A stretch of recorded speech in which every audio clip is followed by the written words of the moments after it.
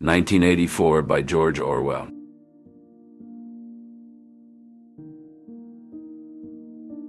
The Diary of Dissent.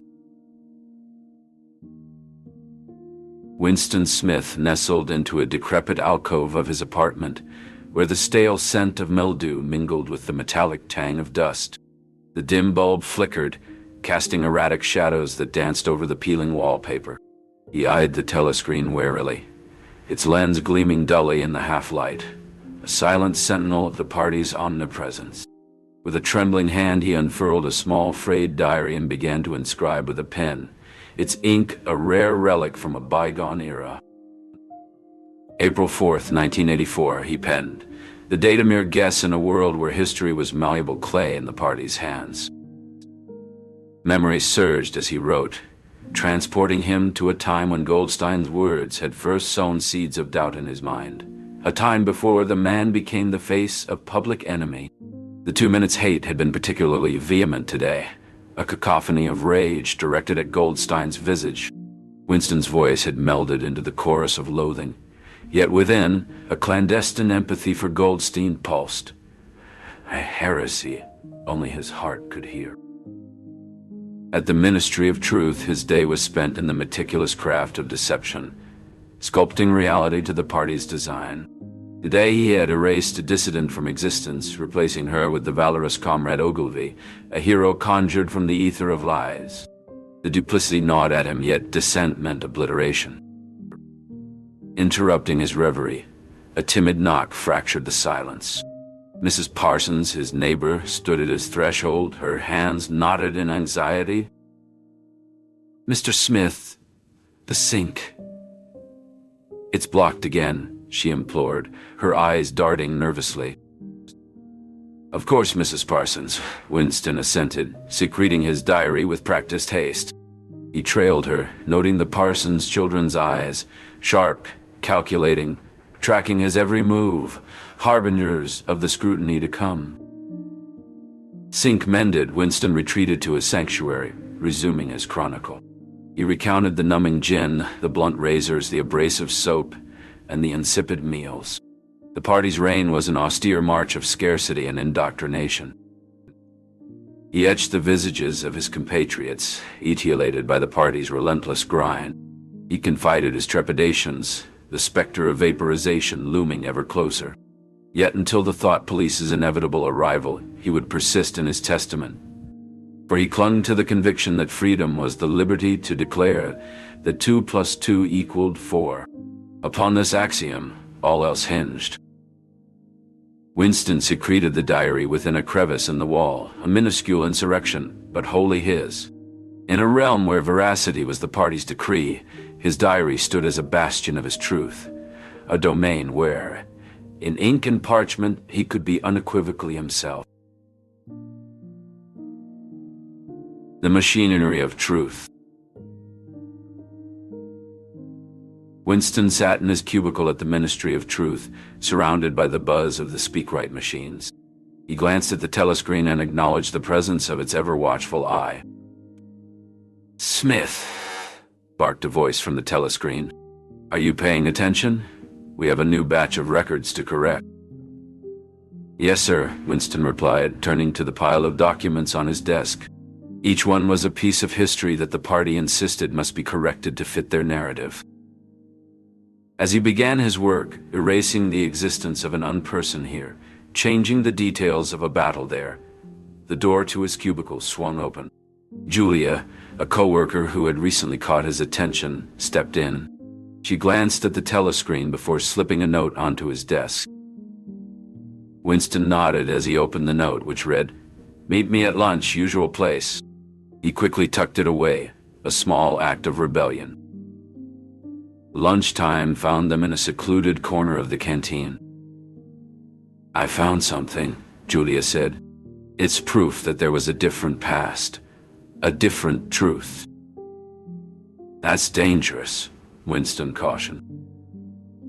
"I know," Julia interrupted, "but it's proof."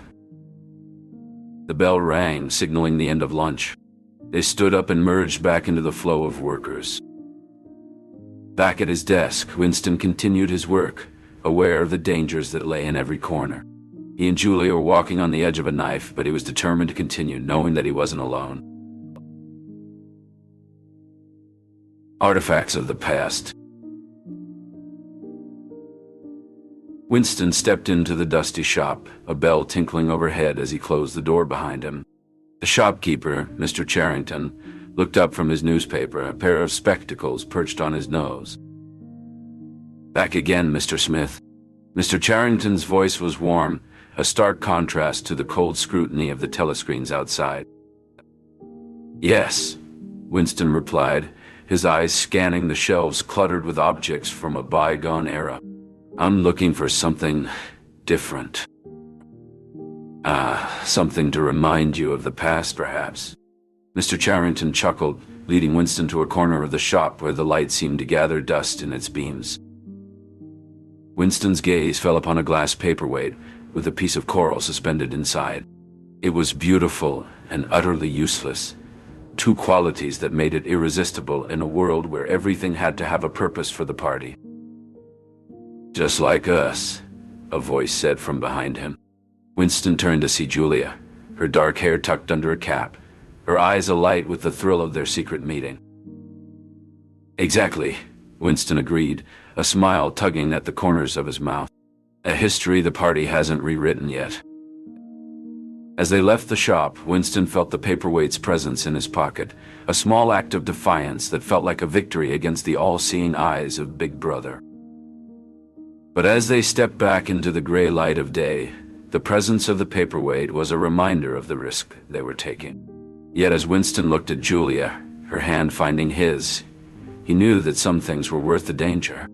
In a world stripped of beauty and truth, this was their way of saying, "We are still human. We remember." Forbidden bonds.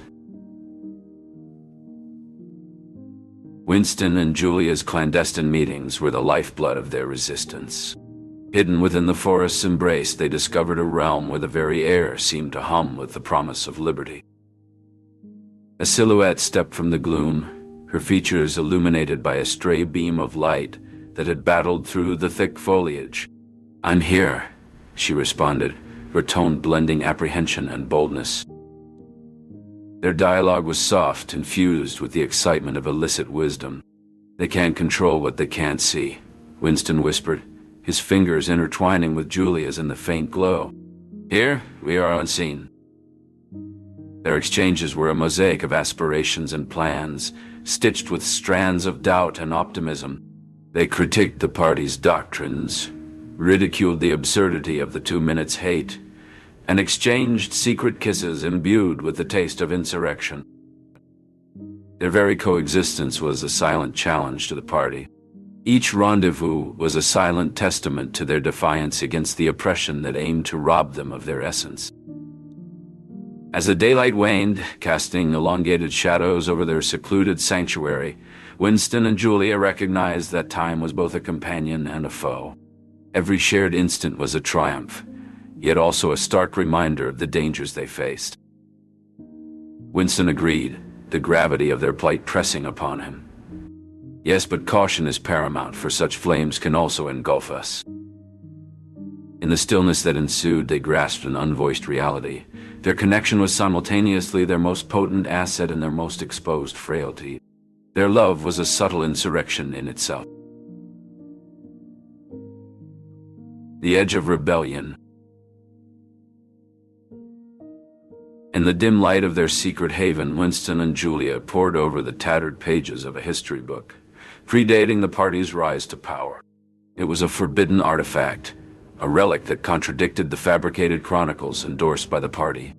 As they traced the lines of truth hidden within the ancient text, a sense of rebellion stirred within them. Suddenly, a soft knock at the door jolted them back to the perilous reality. It was an unexpected visitor, a member of the thought police known as Agent Ainsley. However, Ainsley's eyes did not carry the usual cold scrutiny. Instead, there was a flicker of doubt, a silent question that seemed to challenge the very foundation of the party's doctrine. The encounter with Ainsley was brief, but it left Winston and Julia with a heightened sense of urgency. They knew that their time was running out, and the thought police were closing in. Yet in the face of this imminent threat, their bond grew stronger, fortified by the shared danger and the mutual yearning for freedom. As they whispered promises of undying loyalty to each other, Winston couldn't shake off the nagging suspicion that a traitor lurked among them, waiting for the right moment to strike. The party was evolving, employing new methods to ensnare dissenters, and Winston knew that their next move could very well be their last. The chapter closed with the lovers clinging to each other, the weight of an uncertain future pressing heavily upon them. The crush of ideals. Winston and Julia sat in the dusty room above Mr. Charrington's shop, enveloped in a silence that spoke volumes of their shared secret. This room was their refuge from the omnipresent eyes of the party. The paperweight on the table, a relic of history, silently witnessed their hushed conversations of dissent. "Sometimes I feel like we're the last two people on Earth who understand what's really happening," Julia whispered, her hand seeking Winston's. Winston nodded, his gaze mirroring the fear and resolve in Julia's eyes. "We are. And as long as we're together, there's hope." Their dialogue wove around unspoken truths, discussing the photograph and the book, echoes of a bygone era. Abruptly, the tranquility was broken by a disembodied, mechanical voice. "You are the dead," it announced. The couple was paralyzed, the voice's icy tone piercing their hearts. It was the thought police, their presence betrayed by a previously unnoticed telescreen. "Stay where you are," the voice ordered. The door flew open and officers poured in. The paperweight shattered, its fragments a metaphor for their fragmented aspirations. "Hands behind your heads," an officer commanded as they were apprehended. Mr. Charrington, the once friendly shopkeeper, was among them, his expression now stern and unforgiving. As they were taken away, Winston saw Julia's face, etched with shock and fear, and he realized their world had collapsed, their convictions trampled by the party's might. Winston found himself in a stark room, restrained in a chair. O'Brien, the embodiment of composed authority, stood before him. "Why?" Winston gasped, the restraints cutting into him. O'Brien spoke of the party's doctrine of unity and power, of a world devoid of dissent. "You must understand, Winston, the party defines truth," O'Brien stated, his gaze fixed on Winston. "The past," Winston began, only to be interrupted. "The past is as the party decrees. The photograph, the book, they're mere instruments for crafting the future," O'Brien asserted. Winston's thoughts twisted under O'Brien's words, his resolve waning under the onslaught of pain and dogma. Ultimately, it was the terror of room 101 that unraveled him. Confronted with his deepest fear, Winston's will shattered. The party triumphed, claiming not only his compliance but his essence. Winston, now a shell of his former self, accepted the party's dominion, his previous life and ideals mere specters of a world that no longer existed. OBriens Reality. Winston lay in the dimly lit room, his heart pounding as O'Brien's voice echoed around him. The air was thick with dread, and Winston could feel the weight of the party's gaze upon him, unyielding and omnipresent. "You understand, don't you, Winston, that reality is not something objective, external, existing in its own right?" O'Brien's voice was smooth, almost hypnotic. "Reality exists in the human mind and nowhere else." Strapped to the chair, his body aching from the relentless pain, Winston tried to focus on O'Brien's words. "But the truth, it must exist somewhere," he stammered, his voice barely a whisper. "The truth," O'Brien said, stepping closer, the dial of the pain machine in his hand, "is what the party says it is. If the party says that 2 + 2 makes 5, then it is so. Winston's mind reeled. He wanted to protest, to cling to the logic he once knew, but the pain was overwhelming, breaking down his resolve. "Please," he begged. "I just wanted to stop." O'Brien's eyes were cold, but his voice carried a strange warmth. "Then you must let go, Winston. Embrace the love for Big Brother. It is the only way." The mention of room 101 sent shivers down Winston's spine. The place where one's worst fears became reality was now his reality.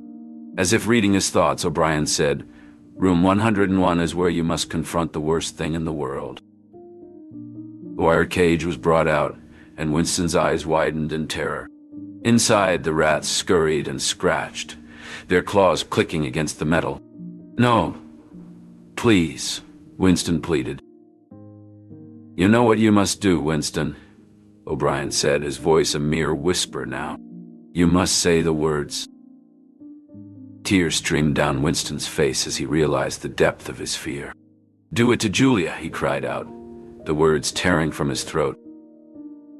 The cage was removed, and the pain ceased, but the damage was done. Winston's spirit was broken.